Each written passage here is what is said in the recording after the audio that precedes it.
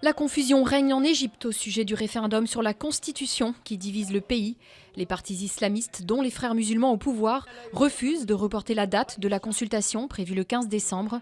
La veille, le vice-président avait annoncé un éventuel report, comme le réclame l'opposition. Gaza célèbre les 25 ans du Hamas. Près de 100 000 Palestiniens ont assisté aux célébrations en présence du chef en exil du mouvement islamiste, Khaled Meshal, pour la première fois dans la bande de Gaza depuis 37 ans. Lors de son discours, il a exclu de renoncer à l'ensemble de la Palestine ainsi que de reconnaître Israël. Silvio Berlusconi revient dans l'arène politique. Pour la 6e fois, l'ancien chef du gouvernement italien annonce sa candidature aux prochaines législatives de 2013.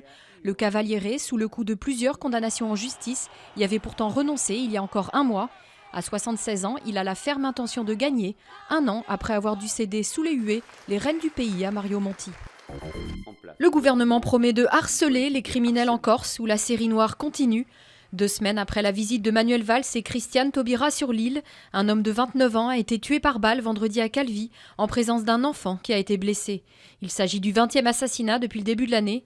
S'en est suivi une nouvelle nuit bleue. Une vingtaine d'attentats ont touché des résidences secondaires. Un militant nationaliste a été interpellé. Le Téléthon serait-il victime de la crise? Au lendemain du lancement de la 26e édition, le compteur marque une baisse sensible des dons par rapport à l'an dernier. L'Association française contre les myopathies sonne la mobilisation et lance un appel à la générosité des Français.